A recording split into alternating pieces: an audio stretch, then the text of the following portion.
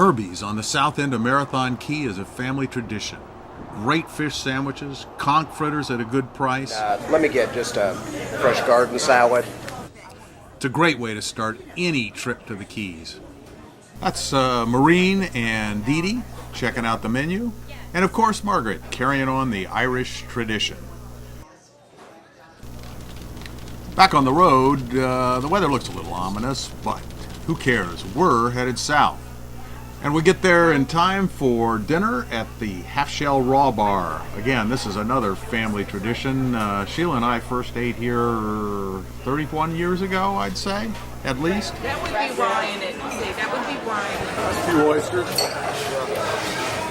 You cook all of those? You gotta have hands of iron. Now, this is the way we traveled. And believe it or not, we could really book, especially when we were heading down the road to another great meal. Probably seems like all we do is eat on this trip, but we did do a lot of good eating. This is El Saboni, our absolute favorite Cuban restaurant on the island. It's kind of tucked away back in one of the neighborhoods, so you have to know where it is, but the pulled pork here is to die for. So this is the bike trail that I'm on now. Pretty cool by Indiana standards. Gives you something a little different to look at, especially early in the morning. Sunrise.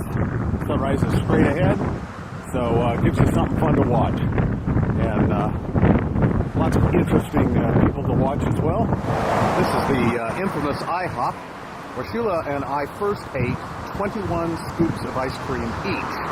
The first time we visited Key West probably 35 years ago, and we were camping out, hotter than hell.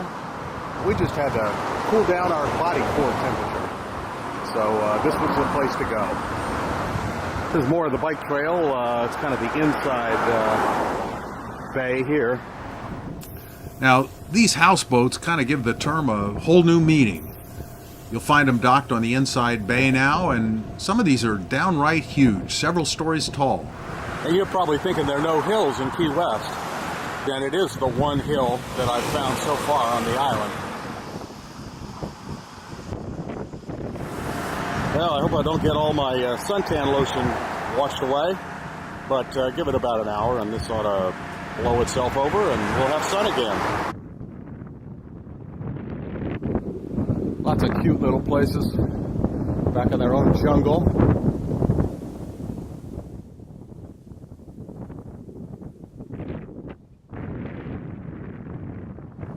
Here's the gates of the cemetery. Now, this cemetery was founded in 1847 following a hurricane that destroyed the previous cemetery. It's all above ground, a lot of really interesting gravestones here, some pretty strange characters here, as a matter of fact. Even in death, this guy had a sense of humor. I love that. I told you I was sick. Guessing that's the Hebrew portion of the cemetery. Now, is it just me, or is it a little strange to be buried with the family deer and the family dogs? This is the grave site, and there's the deer right up front and center. All right, I gotta ask, is that Pappy's grave or Pepe's? Around here, you can't tell. It's places like this that give Key West its charm. And of course, everywhere you go, this is like Rome. You see cats, cats and chickens. These guys run the place. We've got 2 at our little place. And for obvious reasons, that's the guy we call Patched Eye. No trip to the Keys would be complete without taking in a little of the local color, or a trip to Mallory Square to watch the sunset. Even if the sun doesn't really set, and there's so many restaurants there now, there isn't much left of Mallory Square. Nonetheless, any trip to the Keys is always a beautiful thing.